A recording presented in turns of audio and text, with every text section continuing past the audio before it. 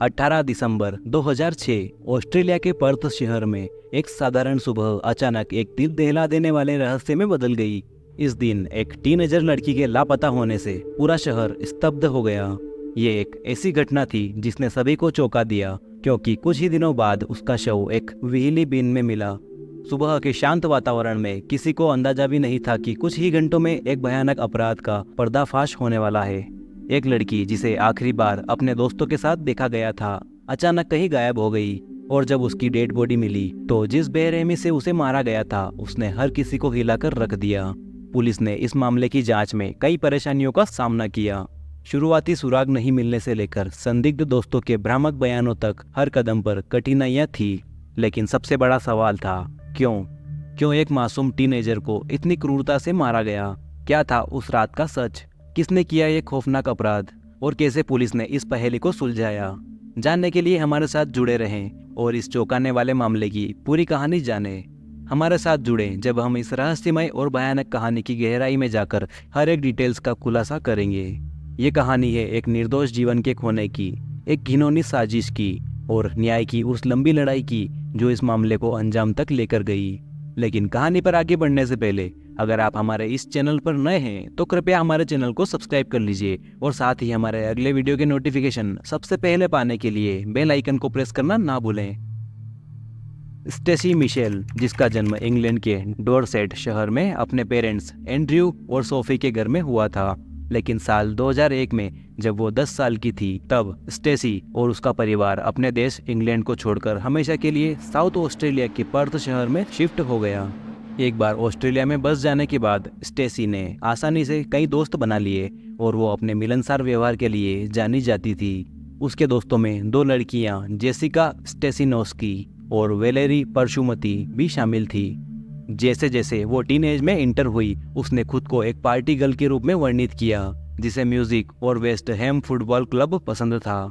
अपने माई space account पर उसने लिखा था, मुझे शराब पसंद है, मैं एक पार्टी गर्ल हूँ, मैं बहुत जोर से बोलने वाली इंसान हूँ, मैं 24/7 बात करती हूँ, अगर आप मुझे जानते हैं तो मैं बहुत ही सरल व्यक्ति हूँ। दिसंबर 2006 में स्टेसी का अपने माता पिता से किसी बात पर झगड़ा हुआ। उनका ये झगड़ा कोई साधारण झगड़ा नहीं था, और बात इतनी बढ़ गई कि वो अपने घर से ही भाग गई। अपने घर से भागकर वो सीधे अपनी उन दोस्तों के घर गई जिनसे उसका हाल ही में परिचय हुआ था। 19 साल की जेसिका स्टेसिनोस्की और उसकी 18 साल की गर्लफ्रेंड वेलेरी परशुमती। जी हाँ, वो दोनों लड़कियां लेस्बियन थी, और वो दोनों लेथलेन के इनर ईस्टर्न पर्थ उपनगर में एक शेयर हाउस में रहती थी। उन दोनों लड़कियों का एक डेविड रॉस हैंस नामक दोस्त भी था, जिसके साथ उनके काफी अच्छे संबंध थे।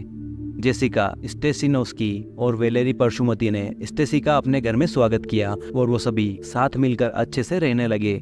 साथ घूमना, शॉपिंग पर जाना, और वो कभी कभी साथ में गेम्स खेलने भी जाया करते थे।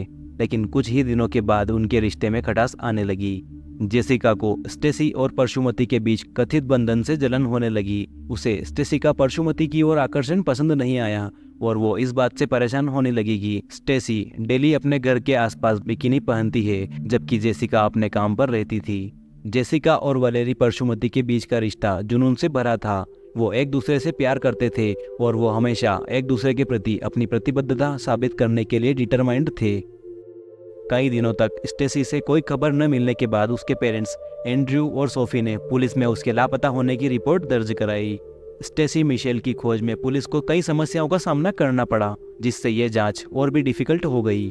उसकी गुमशुदगी की शुरुआती स्थिति में कोई स्पष्ट सुराग या मकसद नहीं था, जिससे पुलिस को कई रिपोर्टों और सूचनाओं की छानबीन करनी पड़ी, जिनमें से कई बेकार साबित हुई। लेकिन पुलिस को आखिरकार ये पता चल गया कि स्टेसी कहाँ रह रही थी, जिसके बाद स्वाभाविक रूप से जांचकर्ताओं को उस घर की तलाशी लेनी थी जहां वो रहती थी।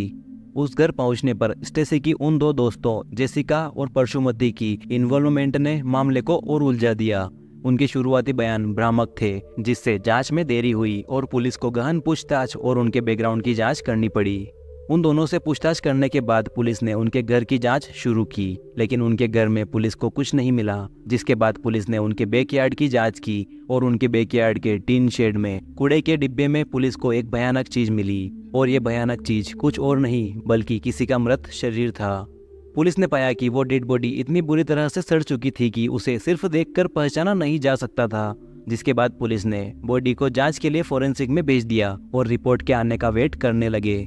आखिरकार कुछ दिनों के बाद आई उस फोरेंसिक की रिपोर्ट ने सभी का दिल तोड़ दिया, क्योंकि उस डेड बॉडी की पहचान आखिरकार डेंटल रिकॉर्ड के जरिए स्टेसी मिशेल के रूप में हुई। जिसके बाद पुलिस के सामने अब एक सबसे मुश्किल काम था, और वो था उसके परिवार को सूचित करना।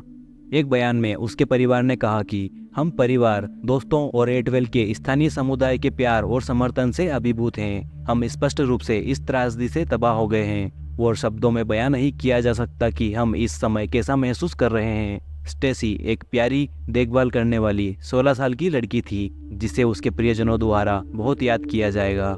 स्टेसी को अपने दोस्त, म्यूजिक और अच्छा समय बिताना बहुत पसंद था। अपनी आगे की जांच में पुलिस को पता चला कि शुरू में स्टेसी और उन दो लड़कियों के बीच संबंध काफी अच्छे थे, लेकिन कुछ समय के बाद जेसिका और परशुमती को स्टेसी नापसंद होने लगी। उन्हें लगा कि स्टेसी उनका गुस्सा भड़का रही है, और उन्होंने उससे छुटकारा पाने के लिए एक भयानक योजना बनाई। सबसे पहले जेसिका ने बाथरूम के फर्श पर तेल गिराया ताकि स्टेसी फिसल जाए और उसका सिर फूट जाए, लेकिन जब उनका ये प्लान फेल हुआ तो उसने एक कांच को कुचल दिया और उसे स्टेसी की ड्रिंक में डाल दिया। लेकिन उनका ये प्लान भी काम नहीं आया, इसलिए उन्होंने एक बेहतर योजना बनाने का फैसला किया। 17 दिसंबर की शाम को जेसिका, परशुमती और स्टेसी घर पर विस्की पी रहे थे। तभी परशुमती स्टेसी के पीछे आई और उसके सिर पर कंक्रीट के एक स्लैब से वार किया, जिसके बाद जेसिका ने उसके गले में कुत्ते की एक चेन लपेट दी और उसका गला घोट दिया। जब स्टेसी सांस लेने के लिए संघर्ष कर रही थी, तब जेसिका और परशुमती ने उसका एक वीडियो भी रिकॉर्ड किया और फिर उसकी डेड बॉडी को किस किया। यह हत्या क्रूर और उन्मादी थी और पूरे घर में खून बिखरा हुआ था, इसलिए उन दोनों लड़कियों ने सफाई शुरू कर दी। लेकिन उन्होंने ये काम अपने मोबाइल फोन पर उस घटना को रिकॉर्ड करने से पहले नहीं किया। वीडियो के दौरान एक बिंदु पर वो स्टेसी के ब्रिटिश उच्चारण का भी मजाक उड़ाती है और बैकग्राउंड में उसका आधा ढका हुआ नग्न शरीर देखा गया था। घटना स्थल को साफ करने के बाद जेसिका और परशुमती ने स्टेसी के शव को सिर के बल घर के व्हीली बिन में ठूस दिया। जेसिका और परशुमती ने बाद में स्टेसी के शव को ठिकाने लगाने के तरीकों पर चर्चा की। एक बातचीत के दौरान उन्होंने चेन सॉ या चूने का उपयोग करने पर विचार किया, जिसके बाद वो एक स्थानीय हार्डवेयर स्टोर पर गए, जहां उन्होंने चेनसा, फावड़ा और सीमेंट की खरीदारी की। स्टेसी की अंतिम विदाई के दिन उसके माता पिता एंड्रयू और सोफी, साथ ही उसकी 2 बहनें और बड़ा भाई और लगभग 300 शोक मनाने वाले लोगों के साथ दक्षिणी पर्थ उपनगर एटवेल में एक स्केट पार्क में उसे याद करने के लिए एकत्र हुए। शोक मनाने वालों के ग्रुप ने वेस्ट हैम फुटबॉल क्लब का टीम गीत गाया, जो कि स्टेसी बहुत पसंद करती थी। इन सब के बाद उन्होंने उसके 16 साल के जीवन के प्रतीक के रूप में आकाश में 16 गुलाबी गुब्बारे छोड़े। 27 दिसंबर 2006 को जेसिका और परशुमती बांडी अब महिला जेल से वीडियो लिंक के जरिए अदालत में पेश हुई, लेकिन अदालत के जज तब डर गए जब वो 2 लड़कियां एक दूसरे से हंसने, मुस्कुराने और बातें करने लगी। इस पर जज ने उनसे कहा कि यह कोई मजाकिया मामला नहीं है, आप दोनों पर जानबूझकर हत्या का आरोप लगाया गया है। मुझे नहीं पता कि आप किस बात पर हंस रहे हैं। फिर उन्होंने उन दोनों लड़कियों को अगले महीने फिर से पेश होने के लिए हिरासत में भेज दिया, जिसके बाद जेसिका और परशुमती 5 जनवरी को अदालत में पेश हुए और इस बार उनका व्यवहार उनकी पिछली उपस्थिति से बिल्कुल अलग था। उन्हें एक बार फिर रिमांड पर लिया गया और इसके बाद उन्हें वापस जेल भेज दिया गया। लेकिन जेल में लौटने पर जेसिका पर 18 कैदियों के एक गिरोह ने हमला कर दिया। जेसिका पर उस गिरोह ने लगातार थप्पड़, घूंसे और लातों से हमला किया, जिससे जेसिका को काफी चोटें आई, जिसके बाद उसे सुरक्षात्मक हिरासत में ले जाया गया। अगले महीने इस मामले में एक बड़ा मोड़ तब आया जब 27 वर्षीय डेविड रॉस हेंस को भी इस हत्या के सिलसिले में गिरफ्तार किया गया। उस पर स्टेसी के शव को ठिकाने लगाने के तरीके खोजने में जेसिका और परशुमती की मदद करने का आरोप लगाया गया। थोड़ी देर की पूछताछ और रिमांड के बाद उसने पुलिस के सामने स्वीकार किया कि उसे हत्या की साजिश करने के बारे में पता था और परशुमती ने उससे एक लाइन भी कही थी, जो ये थी कि किसी को भी तुम्हारी खुशियां नष्ट नहीं करनी चाहिए और जो ऐसा करता है उसे तुम्हें मार देना चाहिए। फिर उसने डेविड से कहा कि वो स्टेसी की ड्रिंक में कांच डालना चाहती है और उसे चुप कराने के लिए उसका सिर रेत में दबाना चाहती है। डेविड ने जांचकर्ताओं को बताया कि स्टेसी की हत्या के दिन वो पास के बेडरूम में जाकर म्यूजिक बजाने के लिए सहमत हो गया, जो कि उनका प्लान था। उसने स्वीकार किया कि उसे परशुमती को कंक्रीट के एक बड़े स्लैब के साथ देखा था और फिर एक जोरदार धमाका सुना, जिसके बाद बहुत सारी हलचल हुई और फिर स्टेसी चिल्लाई, मदद करो। हत्या के बाद डेविड की आंखों पर पट्टी बांध दी गई ताकि वो अपराध स्थल को देखे बिना घर से बाहर निकल सके। डेविड पर स्टेसी की हत्या में सहायक होने का आरोप लगाया गया और उसने भी आखिरकार अपना अपराध स्वीकार कर लिया, जिसके बाद उसे 2 साल जेल में बिताने का आदेश दिया गया। नवंबर 2007 में जेसिका स्टेसिनोस्की और वेलेरी परशुमती दोनों ने स्टेसी मिशेल की हत्या के लिए दोषी होने की दलील दी। अदालत ने मामले के बारे में और अधिक विवरण सुना और अभियोजकों ने परशुमती को यौन रूप से प्रेरित परपीड़क के रूप में वर्णित किया, जो पिशाच पंथ के हिस्से के रूप में खून पीता था। अभियोजकों ने विस्तार से बताया कि कैसे जेसिका स्टेसी से नफरत करती थी, क्योंकि उसका मानना था कि वो परशुमती के साथ छेड़खानी कर रही थी और परशुमती को लगा कि उसे ये साबित करने की जरूरत है कि स्टेसी का उसके लिए कोई मतलब नहीं है और उसके दिल में स्टेसी के लिए कोई जगह नहीं है, और आखिरकार उसकी किस्मत तय हो गई। मार्च 2008 में सजा सुनाने का चरण शुरू हुआ। जेसिका और परशुमती को आजीवन कारावास की सजा सुनाई गई। सजा सुनाते हुए जज ने कहा कि जेसिका या परशुमती ने अपने किए पर कोई पछतावा नहीं दिखाया। जज ने यह भी कहा कि इस हिंसा से वो दोनों लड़कियां यौन रूप से उत्तेजित हो गई थी और उन्हें कम से कम 24 साल तक कड़ी सुरक्षा में रखा जाना चाहिए। जज पीटर ब्लैकसेल ने कहा कि आप में से प्रत्येक को अपने अपराध की दुष्टता पर विचार करने के लिए हिरासत में 1 साल से अधिक समय मिला है। फिर भी आप में पश्चाताप की कमी है और स्पष्ट रूप से आप मानव जीवन की पवित्रता को कोई महत्व नहीं देते हैं। इसके अलावा एक अतिरिक्त समस्या ये भी है कि आप में से प्रत्येक को हिंसा के कारण यौन उत्तेजना का आनंद मिलता है। 2009 में पता चला कि दोनों महिलाएं जेल में अपने रिश्ते को जारी रख रही थी।